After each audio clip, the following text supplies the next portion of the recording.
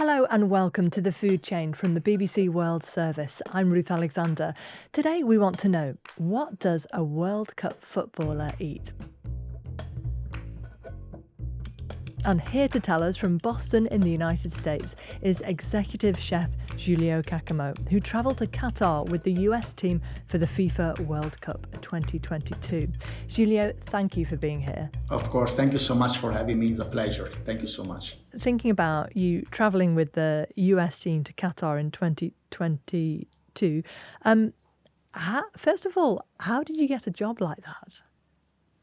So I was in El Salvador. I always had like a hotel background. So I was working for a chain hotel in El Salvador. So the team came down for a CONCACAF game and they stay at our hotel.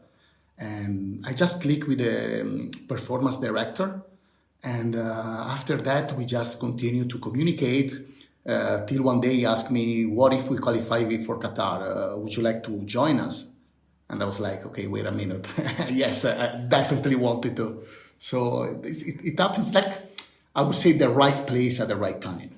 So they had tried your food at a restaurant, at a hotel, and liked it, basically. Absolutely. That was a big part. But not only the food. I think it was also a part of like the way you are, how you can integrate to the team. I think it was really important for them because it's when you are far away from home, and you live in practically 24/7 with 50, 60 people, you want each one of them integrate really good, like a group, like a family.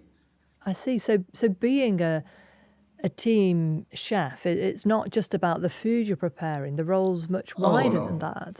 It's half. I would say like cooking like healthy food is like half of it. The other half is about planning, logistic, ambience, flexibility, planning. It's all about this, mostly about it. Because if you can be flexible, for example, and ready to change the schedule last minute, healthy food will make it. If you're not planning enough in advance or talking enough with the hotels in Qatar, for example, when we've been in Qatar, you won't know what expected when you're going there. So there's a lot of going on behind the scene. And what was the biggest surprise for you logistically then? It was my first World Cup. Never worked on a professional team, much less on a World, like say in a World Cup. I would say is my biggest challenge was to fuse my background experience, hotel experience, to a performance nutrition experience. Because when you are in a hotel, you want to give like a fine dining experience. You want to give the guests the best experience ever. It doesn't matter how you reach it. You want just the food taste great and look amazing, right?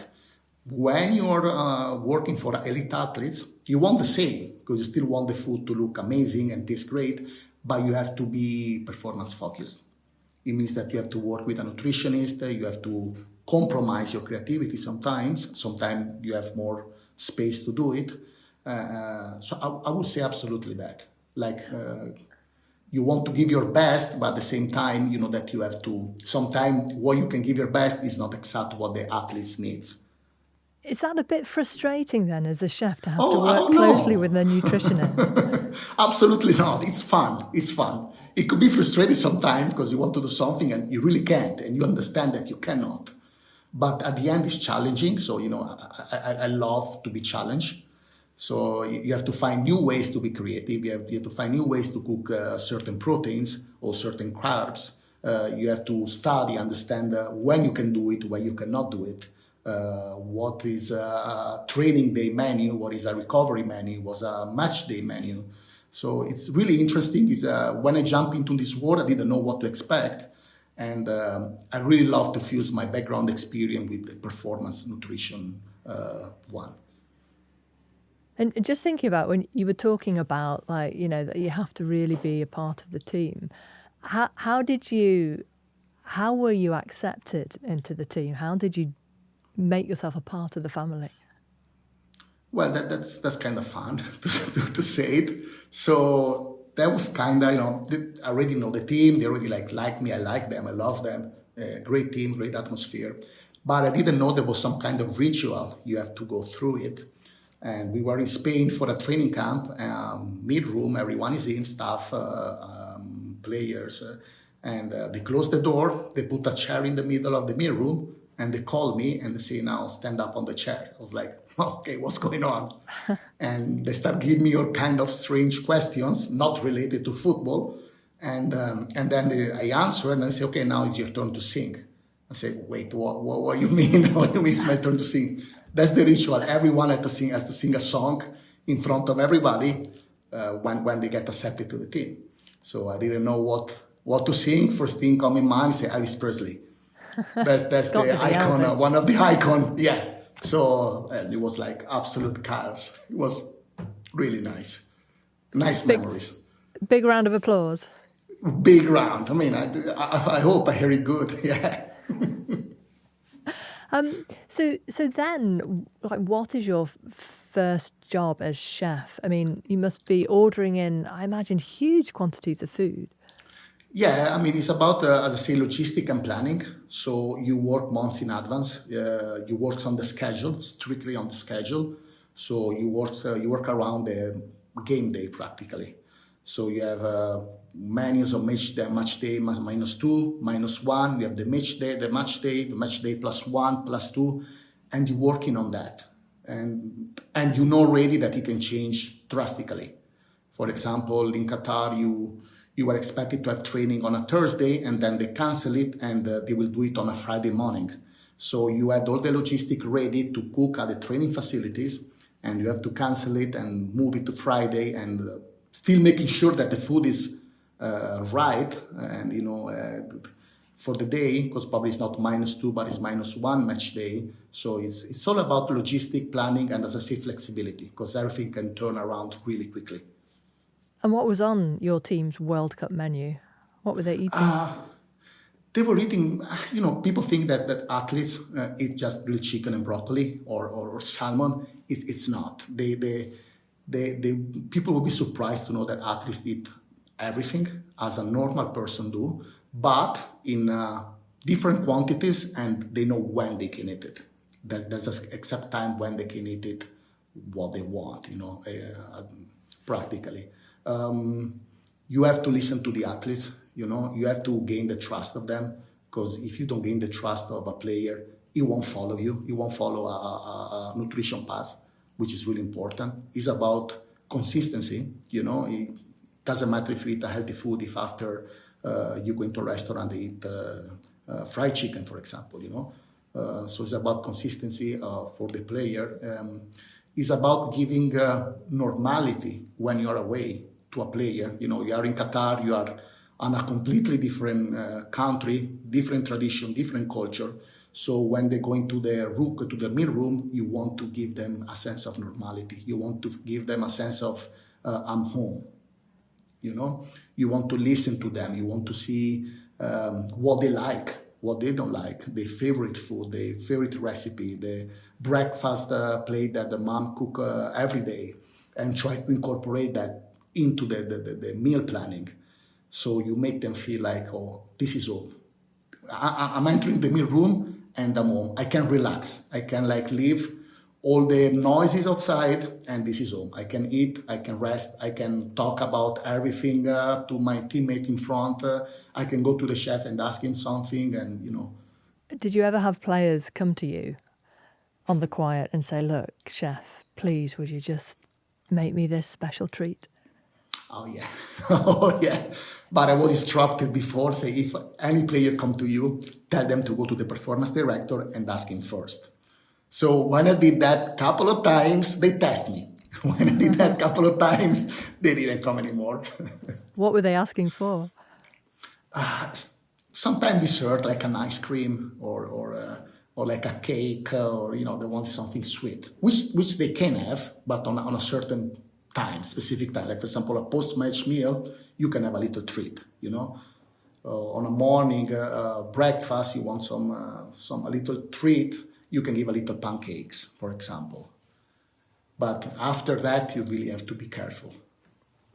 And where were you doing all the cooking? Was it all in a like a hotel kitchen, or were you having to take your catering on the move to the matches?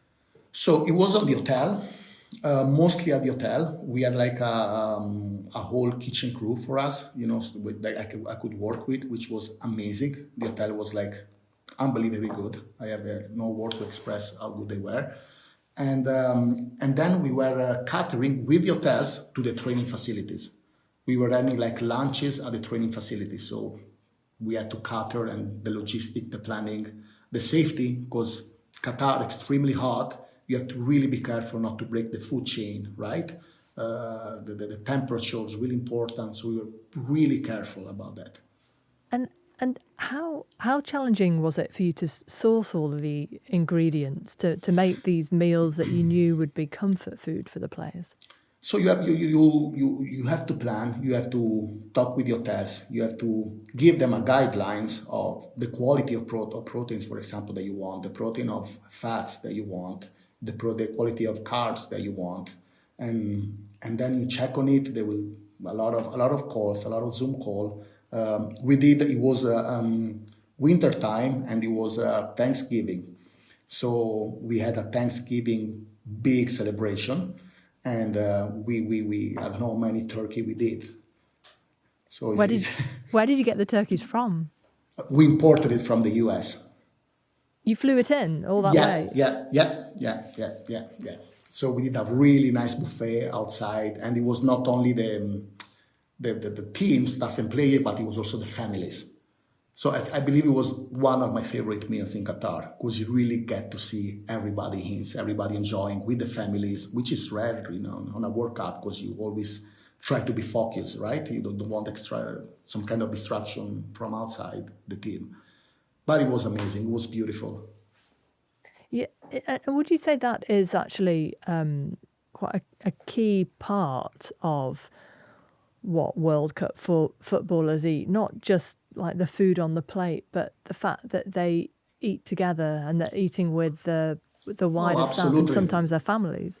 Absolutely. The atmosphere makes half of it, because as I say, if you enter on a meal room and the atmosphere is gray, everyone is upset, or there's not a connection between each individual. That's why I told you before that really important that not only the way I cook, but how I integrate to the team. So they really were careful who to let in the team, because they want really have not a team, a family.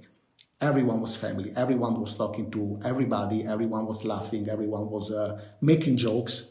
So it was really fun. And what, like, how did you see your role?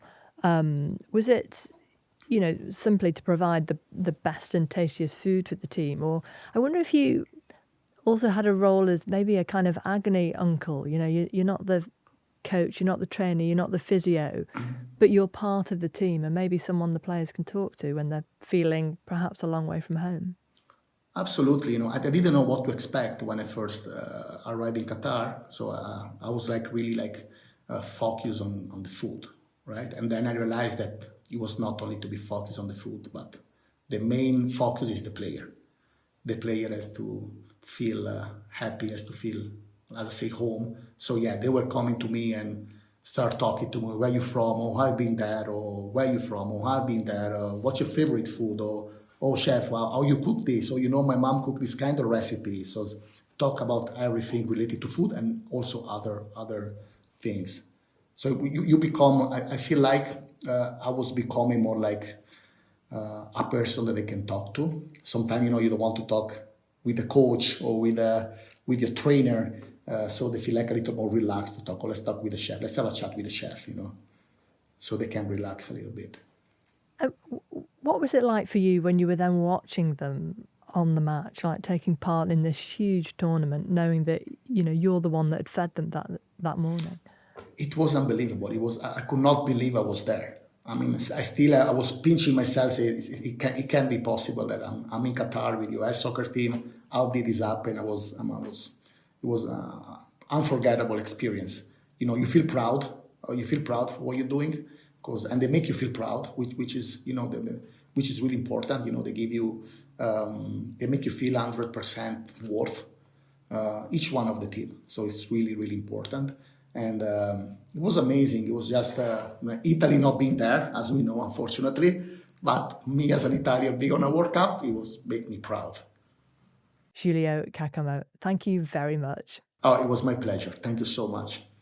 And you can watch more episodes of The Food Chain here on YouTube, and we're available as a podcast every week. Just search for The Food Chain online or wherever you get your BBC podcasts.